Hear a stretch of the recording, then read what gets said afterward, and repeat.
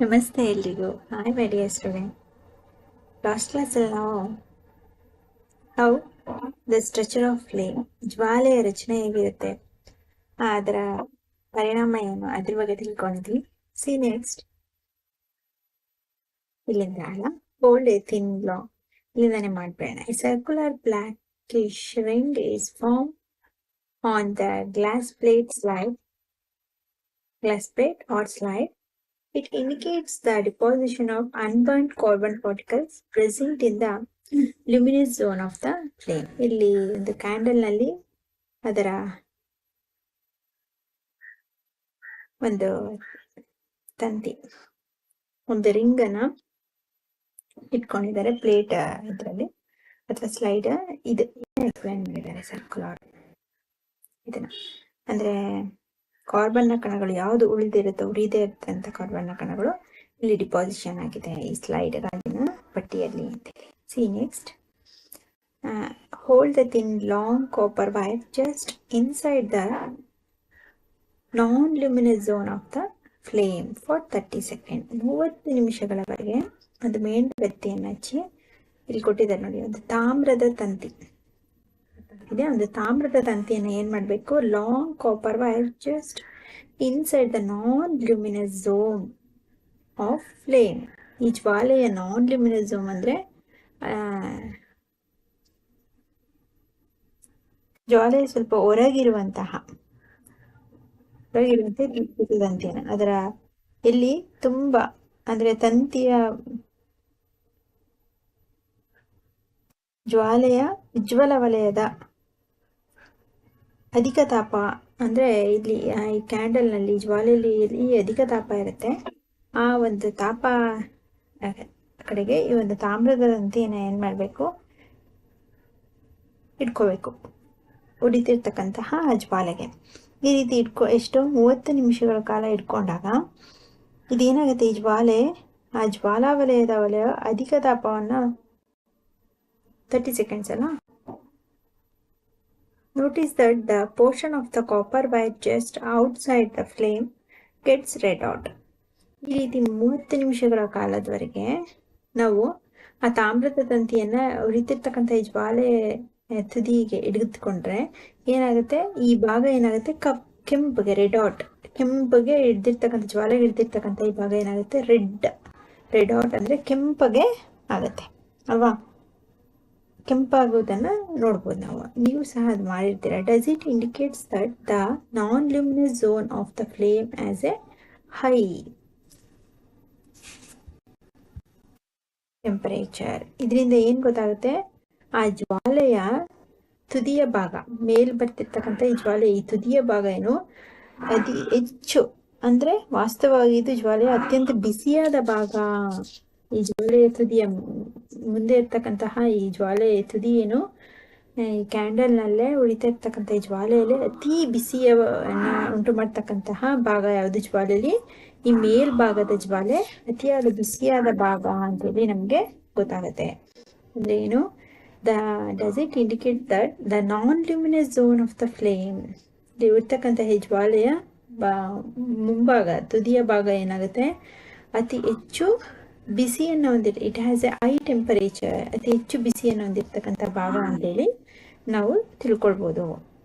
In fact this part of the flame is the hottest spot. ಹಾಗೇನೆ ಏನು ನಾವು ಹೇಳಬೇಕು ಅಂದರೆ, ಈ ಒಂದು ಜ್ವಾಲೆಯ ಈ ಭಾಗ, in fact this part of the flame is hottest spot ಅಂತೆ, ಅತಿ ಬಿಸಿಯಾದ ಭಾಗ, ಅತ್ಯಂತ ಬಿಸಿಯ ಭಾಗ ಅಂತೇಳಿ ನಾವು ಜ್ವಾಲೆಯ ಈ ಒಂದು ಮುಂಭಾಗವನ್ನ ಹೇಳ್ಬೋದು ಅಂತೇಳಿ ಕರೀತಿದ್ದಾರೆ. ಗೊತ್ತಾಗ್ತಿದೆಯಾ? ಇದು 10.13 ಇರ್ತಕ್ಕಂಥ ಚಿತ್ರದ, ಅಂದ್ರೆ ಒಂದು ಜ್ವಾಲೆ ಅಂದ್ರೆ ಯಾವ್ಯಾವ ಭಾಗದಲ್ಲಿ ಉಳಿತಕ್ಕಂಥ ಜ್ವಾಲೆಯಲ್ಲಿ ಎಷ್ಟು ಬಿಸಿ ಇರುತ್ತೆ ಅನ್ನೋದನ್ನ ತೋರಿಸಿದ್ದಾರೆ. ಇಲ್ಲಿ ನೋಡಿ, outer most zone of complete combustion, ಜ್ವಾಲೆಯ ಅತ್ಯಂತ ಹೊರಭಾಗ ಏನು, ಔಟರ್ ಮೋಸ್ಟ್ ಝೋನು, ಇಲ್ಲಿ ಕಂಪ್ಲೀಟ್ ಕಂಬಷನ್ ಆಗುತ್ತಂತೆ. ಏನಾಗುತ್ತೆ, ಸಂಪೂರ್ಣ ದಹನ ಕ್ರಿಯೆ ಹೊರಗಿನ ವಲಯದಲ್ಲೇ ನಡೆಯುತ್ತೆ. ಸಂಪೂರ್ಣ ಕಂಪ್ಲೀಟ್ ಕಂಬಷನ್ ಎಲ್ಲಿ ನಡೆಯುತ್ತೆ, ಜ್ವಾಲೆಯ ಅತ್ಯಂತ ಹೊರಭಾಗದಲ್ಲಿ, ಅಂದ್ರೆ ಈ ಒಂದು ತುದಿ. ಇದು ಯಾವ ಕಲರ್ ಇರುತ್ತೆ, ಬ್ಲೂ ಫ್ಲೇಮ್. ಯಾವ ಕಲರು, ಬ್ಲೂ ಫ್ಲೇಮ್. ಇಲ್ಲಿ ಹೊರಭಾಗ ನೋಡಿ, ತುದಿಲಿ ಕೊಟ್ಟಿದ್ದಾರೆ, ಇದೆಲ್ಲ ಬ್ಲೂ ಕಾಣ್ತಾರೆ.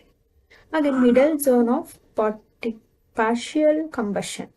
ಅದೇ ತರ ಮಿಡಲ್ ಯೆಲ್ಲೋಯಿಶ್ ಕಲರ್ ಇದೆ ನೋಡಿ, ಇದು ಯೆಲ್ಲೋ ಕಲರ್. ಜ್ವಾಲೆಯ ಮಧ್ಯಭಾಗ ಏನಾಗಿರುತ್ತೆ, ಪಾರ್ಶ್ವದಹನ ಕ್ರಿಯೆಯನ್ನ ಒಳಗೊಂಡಿರುತ್ತೆ. ಅತಿ ಹೆಚ್ಚು ಬಿಸಿ ಇರಲ್ಲ, ಸ್ವಲ್ಪ ಮೀಡಿಯಂ ಆಗಿ ಬಿಸಿ ಇರುತ್ತೆ. ಅದೇ ತರ ಇದರ ಬುಡ ಹತ್ತಿರದಲ್ಲಿ, ಜ್ವಾಲೆಯ ಹತ್ತಿರದಲ್ಲಿ inner most zone of unburned wax vapour, ಏನು ಉರಿಯದ ಮೇಣದ ಆವಿಯ ಅತ್ಯಂತ ಒಳವಲಯ. ಈ ಮೇಣದ ಒಳವಲಯ ಇದೆಯಲ್ಲ, ಹತ್ತಿರದ ಭಾಗ, ಮೇಣದ ಬತ್ತಿ ಇರುತ್ತಲ್ಲ, ಈ ಹತ್ತಿರದ ಭಾಗ ಏನು, ಅಲ್ಲಿ ಏನು ಉರಿತಿರಲ್ಲ, ಬರೀ ಮೇಣದ ಬತ್ತಿ ಮಾತ್ರ ಉರಿತಿರುತ್ತೆ.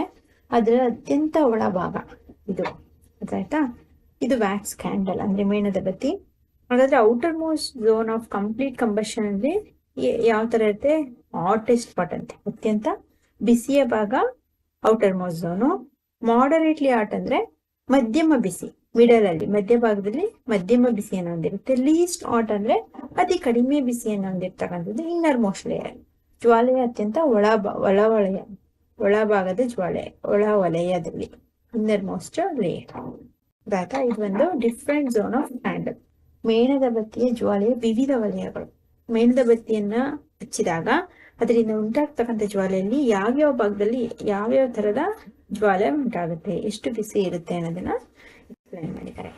ಹಾಗಾದ್ರೆ gold Smith blow the outer most zone of A flame with A metallic blow pipe for melting gold and silver. Gold Smith ಅಂದ್ರೆ ಚಿನ್ನವನ್ನ ಮಾಡ್ತಕ್ಕಂತಹ, ಬೆಳ್ಳಿ ವಸ್ತುಗಳನ್ನ, ಆಭರಣಗಳನ್ನ ಮಾಡ್ತಕ್ಕಂತಹ ಗೋಲ್ಡ್ ಸ್ಮಿತರ್ ಕೇಳಿರ್ಬೇಕು. ಚಿನ್ನ ಮಾಡ್ಸಕ್ ಹೋಗ್ತೀವಿ, ನಮ್ಮ ಮದುವೆಗೋ ಅಥವಾ ಹೊಲೆ ಆಭರಣಗಳನ್ನ ಮಾಡ್ಸಕ್ ಹೋಗ್ತೀವಿ, ಒಡವೆಗಳನ್ನ ಮಾಡ್ಸಕ್ ಹೋಗ್ತೀವಿ ಅಂತ, ಅವ್ರ ಅಂಗಡಿಗಳಿಗೆ ಹೋದ್ರೆ ಈ ತರ ಅವ್ರು ಮಾಡ್ತಿರೋದನ್ನ ಅಬ್ಸರ್ವ್ ಮಾಡಿ, ಈ ರೀತಿ ಯಾವ ರೀತಿ ಮಾಡ್ತಿರ್ತಾರೆ.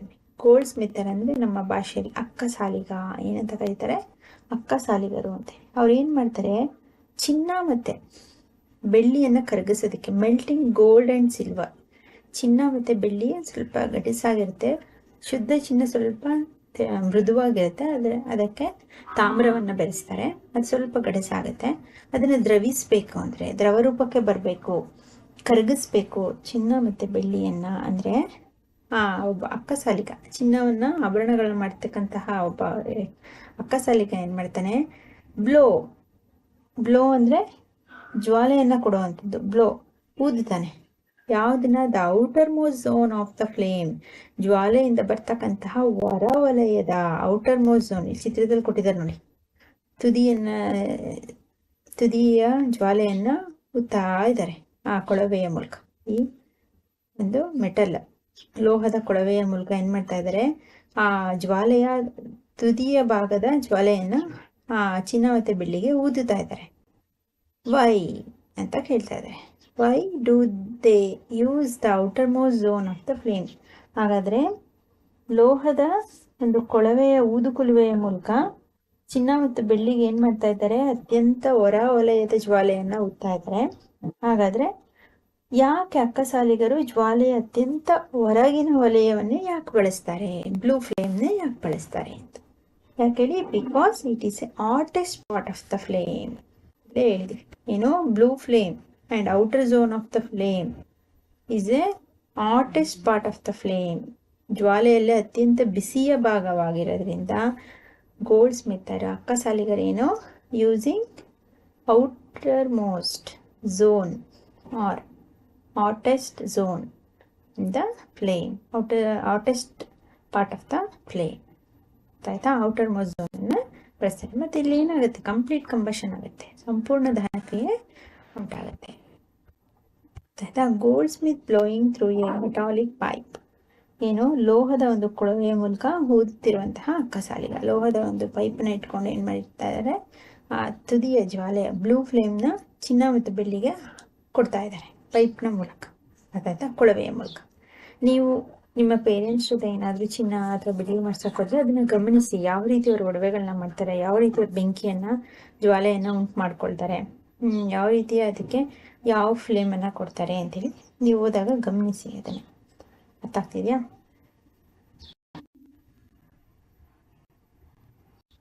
ಆ್ಯಂಡ್ 10.6 ನೋಡಿ, ವಾಟ್ ಈಸ್ ಎ ಫ್ಲೇಮ್? ಏನು ಫ್ಲೇಮ್ ಅಂದರೆ?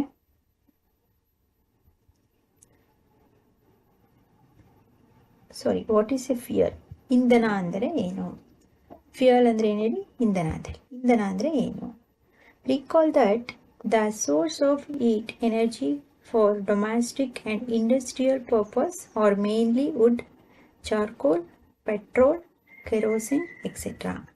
ನೆನಪು ಮಾಡ್ಕೊಳ್ಳಿ, ಒಂದು ಈಟ್ ಎನರ್ಜಿ ಸೋರ್ಸಸ್, ಉಷ್ಣದ ಆಕಾರ ಅಥವಾ ಉಷ್ಣ ಶಕ್ತಿ ಅಥವಾ ಶಾಖ ಶಕ್ತಿ ಅಂತೇಳಿ ಏನು ಕರಿತೀವೋ ಅದರ ಮೂಲ ಆಕಾರ ನಮಗೆ ಯಾವುದು ನಮ್ಮ ಮನೆಗಳಲ್ಲಿರ್ತಕ್ಕಂಥದ್ದು for domestic and industrial purpose, ನಮ್ಮ ಮನೆಯಲ್ಲಿ ಶಾಖದ ಶಕ್ತಿಯಾಗಿ ಅಥವಾ ಉಷ್ಣದ ಶಕ್ತಿಯಾಗಿ ಬಳಸ್ತಕ್ಕಂತಹ ಕಾರ್ಖಾನೆಗಳಲ್ಲಿರ್ಬೋದು, ಇಂಡಸ್ಟ್ರಿಯಲ್ ಪರ್ಪಸ್ಗೆ ಅಥವಾ ಮನೆಯಲ್ಲಿ ಅಡುಗೆಗೆ ಬಳಸ್ತಕ್ಕಂತಹ ಅತಿ ಮುಖ್ಯವಾದ ಫ್ಯೂಯಲ್, ಇಂಧನದ ಆಕಾರ ಅಥವಾ ಶಕ್ತಿ, ಶಾಖಶಕ್ತಿಯನ್ನು ಉಂಟು ಮಾಡ್ತಕ್ಕಂತಹ ಮೂಲ ಯಾವುದ್ಯಾವುದೇಳಿ? ಮೇನ್ಲಿ ವುಡ್, ಸೌದೆ ಅಥವಾ ಕಟ್ಟಿಗೆ ಅಂತ ಏನು ಕರಿತೀವಿ ಅದ್ರ ಮೂಲಕ, ಚಾರ್ಕೋಲ್ ಇದ್ದಿಲಿನ ಮೂಲಕ, ಪೆಟ್ರೋಲ್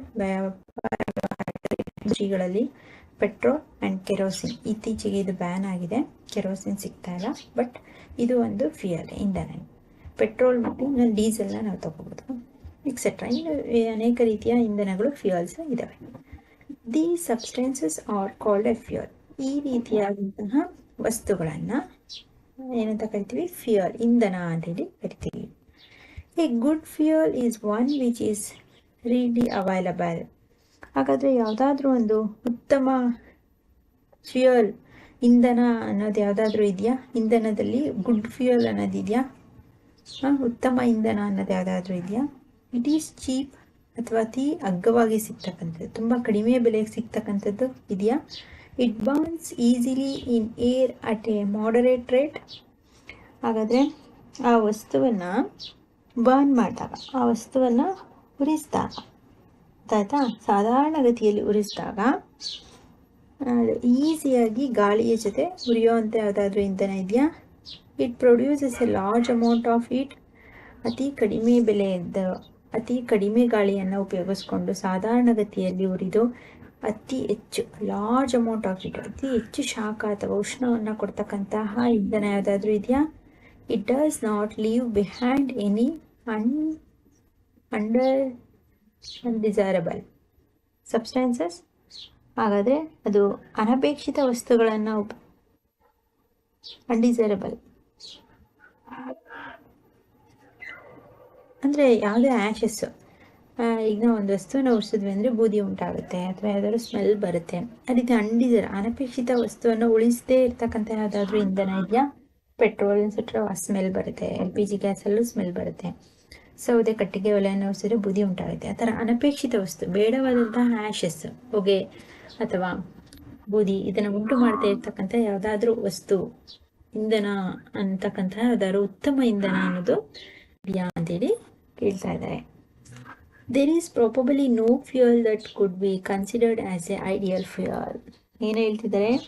ಆ ರೀತಿ ನಾವು ಪ್ರಶ್ನೆಯನ್ನು ಮಾಡ್ಕೊಳ್ತಾ ಹುಡುಕ್ತಾ ಹೋದರೆ ಐಡಿಯಲ್ ಫ್ಯೂಯಲ್ ಅಂದರೆ ಆದರ್ಶ ಇಂಧನ ಅಂತೆ. ಆದರ್ಶ ಅಂದರೆ ಒಂದು ಆದರ್ಶವಾಗಿರ್ತಕ್ಕಂಥದ್ದು, ಯಾವುದೇ ರೀತಿ ತೊಂದರೆ ಉಂಟಾಗದೆ, ಹೆಚ್ಚು ಗಾಳಿಯನ್ನು ತಗೊಳ್ಳದೆ, ಬೂದಿಯನ್ನು ಉಂಟು ಮಾಡದೆ, ಹೊಗೆಯನ್ನು ಉಂಟು ಮಾಡದೆ, ಹೆಚ್ಚು ಶಾಖವನ್ನು ಕೊಡ್ತಕ್ಕಂಥ ಇಂಧನ ಅನ್ನೋದು ಆದರ್ಶ ಇಂಧನ ಅನ್ನೋದು ಬಹುಶಃ ಪ್ರಾಬಬಲಿ ನೋ ಫ್ಯೂಯಲ್, ಯಾವುದೇ ರೀತಿಯ ಬಹುಶಃ ಆ ರೀತಿಯ ಇಂಧನ ನಾವು ನೋಡೋದಕ್ಕೆ ಸಾಧ್ಯ ಇಲ್ಲ.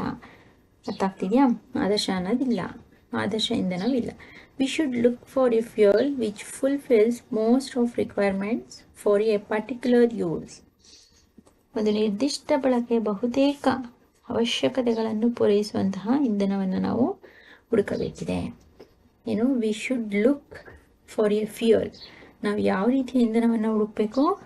ಒಂದು ನಿರ್ದಿಷ್ಟ, which we fulfil most requirement for A particular use. ಒಂದು ನಿರ್ದಿಷ್ಟ ಬಳಕೆಗೆ, ಯಾವುದೋ ಒಂದು ನಿರ್ದಿಷ್ಟ ಕೆಲಸಕ್ಕೆ ಉಪಯೋಗಿಸುವಂತಹ, ಆದರೆ ಬಹುತೇಕ ಅವಶ್ಯಕತೆಗಳನ್ನು ಪೂರೈಸುವಂಥದ್ದು.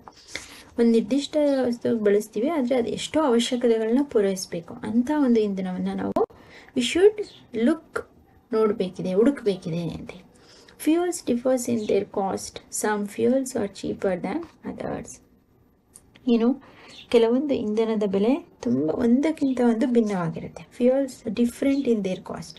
ಪೆಟ್ರೋಲ್ ರೇಟ್ ಇದ್ದಾಗ ಡೀಸೆಲ್ ರೇಟ್ ಇರಲ್ಲ, ಡೀಸೆಲ್ ರೇಟ್ ಇದ್ದಾಗ ಎಲ್ ಪಿ ಜಿ ಗ್ಯಾಸ್ ಇರಲ್ಲ, ಎಲ್ ಪಿ ಜಿ ಗ್ಯಾಸ್ ಇದ್ದಾಗೆ ಸೀಮೆ ಎಣ್ಣೆ ಬೆಲೆ ಇರಲ್ಲ, ಅಥವಾ ಸಿ ಎನ್ ಜಿ ಸಿಲಿಂಡರ್ನ ಬೆಲೆ ಇರಲ್ಲ. ಅಂದರೆ ಪ್ರತಿಯೊಂದು ಇಂಧನವು ಒಂದು ಇಂಧನಕ್ಕಿಂತ ಇನ್ನೊಂದು ಇಂಧನದ ಬೆಲೆಯು ಭಿನ್ನವಾಗಿರುತ್ತೆ. Some fuels are cheaper than others. ಅದೇ ರೀತಿ ಕೆಲವೊಂದು ಇಂಧನಗಳು ಅಗ್ಗವಾಗಿಯೂ ಸಿಗಬಹುದು, ತುಂಬ ಕಡಿಮೆ ಬೆಲೆಗೆ ಇತರ ಇಂಧನಗಳಿಗಿಂತ ದೊರಕಬಹುದು. ಹಾಗಾದರೆ make a list of fuels familiar to you, group them as solid, liquid and gaseous fuels as in table 10.3. ಹಾಗಾದರೆ ನಮಗೆ ಸಿಗ್ತಕ್ಕಂತಹ, ನಮಗೆ ದೊರೆಯತಕ್ಕಂತಹ, ಗೊತ್ತಿರ್ತಕ್ಕಂತಹ ತುಂಬ ನಾವು ತಿಳಿದಿರ್ತಕ್ಕಂತಹ ಇಂಧನಗಳು ಲಿಸ್ಟ್ ಅಂದರೆ ಪಟ್ಟಿಯನ್ನು ಮಾಡಿ. ಫೆಮಿಲಿಯರ್ ಅಂದರೆ ನಾವು ತಿಳ್ಕೊಂಡಿರ್ತಕ್ಕಂಥ, ನಿಮಗೆ ಗೊತ್ತಿರುವಂತಹ ಸಾಲಿಡ್, ಯಾವ ರೀತಿಯ ಇಂಧನಗಳನ್ನ ಪಟ್ಟಿ ಮಾಡಬೇಕು? ಸಾಲಿಡ್ ಘನರೂಪದ ಇಂಧನ, ಲಿಕ್ವಿಡ್ ದ್ರವರೂಪದ ಇಂಧನ ಆ್ಯಂಡ್ ಗ್ಯಾಸಿಯಸ್ ಅನಿಲ ರೂಪದ ಇಂಧನಗಳನ್ನ ಪಟ್ಟಿ ಮಾಡಿ. ಇಲ್ಲಿ ಟೇಬಲಲ್ಲಿ ಕೊಟ್ಟಿದ್ದಾರೆ, ಇದನ್ನು ಇವತ್ತು ಹೋಮ್ವರ್ಕ್ ಆಗಿ ತೊಗೊಳ್ತೀರಾ? ನಿಮಗೆ ಗೊತ್ತಿರ್ತಕ್ಕಂತಹ ಸಾಲಿಡ್, ಲಿಕ್ವಿಡ್, ಗ್ಯಾಸಿಯಸ್ ಫ್ಯೂಯಲ್ನ ಪಟ್ಟಿ ಮಾಡ್ತೀರಾ? ನೆಕ್ಸ್ಟ್ ಕ್ಲಾಸಲ್ಲಿ 10.7 ಫ್ಯೂಯಲ್ ಎಫಿಷಿಯನ್ಸಿಯಿಂದ ಕಂಟಿನ್ಯೂ ಮಾಡಿ. ಓಕೆನಾ? ಓಕೆ ಮೈ ಡಿಯರ್ ಸ್ಟೂಡೆಂಟ್, ಇಷ್ಟರಲ್ಲಿ ನೆಕ್ಸ್ಟ್ ಕ್ಲಾಸಲ್ಲಿ 10.7 ಫ್ಯೂಯಲ್ ಎಫಿಷಿಯನ್ಸಿ ಇದನ್ನು ಕಂಟಿನ್ಯೂ ಮಾಡು. ಆ್ಯಂಡ್ ದೆನ್ ಇವತ್ತಿನ ಹೋಮ್ವರ್ಕ್ ಕ್ವಶನ್ಸ್ನ ತಗೋತೀರಾ? ತಗೊಳ್ಳಿ homework questions.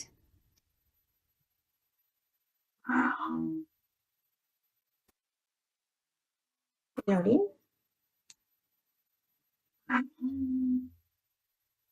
the copper wire get red hot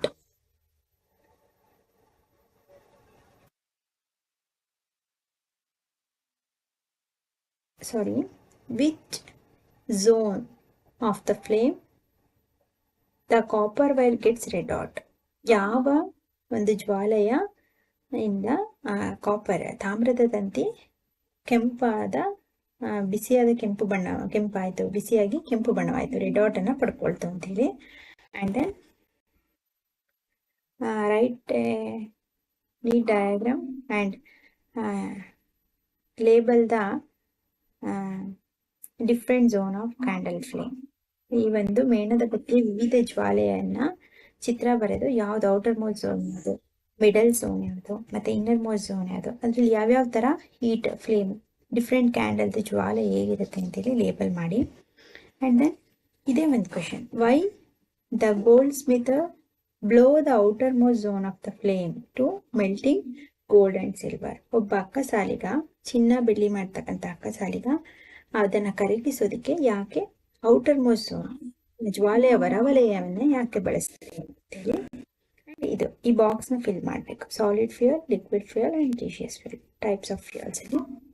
and then what is ideal fuel, ideal fuel ಅಂದರೆ ಏನು, ಆ್ಯಂಡ್ ವಾಟ್ ಈಸ್ ಫ್ಯೂಯಲ್, ಇಲ್ಲೇ ನಿಮಗೆಲ್ಲ ಆನ್ಸರ್ ಸಿಗುತ್ತೆ. And give example of another fuel, ಇಲ್ಲದೆ ಇರ್ತಕ್ಕಂಥ ಕೆಲವೊಂದು ಫ್ಯೂಯಲ್ಗಳನ್ನ ನೇಮ್ ಮಾಡಿ. ಇದಿಷ್ಟು homework questions. Okay my dear student, ಇಷ್ಟಿರಲಿ ಈ ವಿಡಿಯೋ. ಇದನ್ನು ಓಪನ್ ಮಾಡಿಕೊಂಡು ಈ ವಿಡಿಯೋನ ಕೇಳ್ತಾ ಟೆಕ್ಸ್ಟ್ ಬುಕ್ ಇಟ್ಕೊಳ್ಳಿ, ಇಂಪಾರ್ಟೆಂಟ್ ಮಾರ್ಕ್ಸ್ನ ಅಂಡರ್ಲೈನ್ ಮಾಡ್ಕೊಳ್ಳಿ, ನಿಧಾನಕ್ಕೆ ವಿಡಿಯೋನ ಕೇಳಿ ಅರ್ಥ ಮಾಡ್ಕೊಳ್ಳಿ. ಅರ್ಥ ಮಾಡಿಕೊಂಡು ಹೋಮ್ವರ್ಕ್ ಕ್ವಶನ್ಸ್ಗೆ ಆನ್ಸರ್ ಮಾಡೋದಕ್ಕೆ ಟ್ರೈ ಮಾಡಿ. ಆ್ಯಂಡ್ ದೆನ್ 2 or 3 ಟೈಮ್ಸ್ ಓದಿ, ನಿಮ್ಮ ಫ್ರೆಂಡ್ಸ್ಗಳಿಗೂ ಶೇರ್ ಮಾಡಿ, ಮತ್ತು ಸಬ್ಸ್ಕ್ರೈಬ್ ಮಾಡಿಕೊಂಡ್ರೆ ಡೈಲಿ ನಾನು ಆಗ್ತಕ್ಕಂಥ ಎಲ್ಲ ಲೆಸನ್ ಕ್ಲಾಸಸ್ ವಿಡಿಯೋಸ್ ನಿಮ್ಗೆ ಈಸಿಯಾಗಿ ಸಿಗುತ್ತೆ. ಅದು ಈಸಿಯಾಗಿ ಅರ್ಥ ಮಾಡಿಕೊಂಡು ನೋಟ್ಸ್ ಮಾಡಿಕೊಂಡು ನೀವು ಓದ್ಕೊಳ್ಬೋದು. ಓಕೆ, ಏನಾದ್ರು ಡೌಟ್ಸ್ ಇತ್ತು, ಅರ್ಥ ಆಗಲಿಲ್ಲ ಅಂದರೆ ಅದನ್ನು ಡಿಸ್ಕ್ರಿಪ್ಷನಲ್ಲಿ ಹಾಕಿ ಮತ್ತು ಕಾಮೆಂಟ್ ಮಾಡಿ. ಓಕೆನಾ? Okay my dear student, thank you.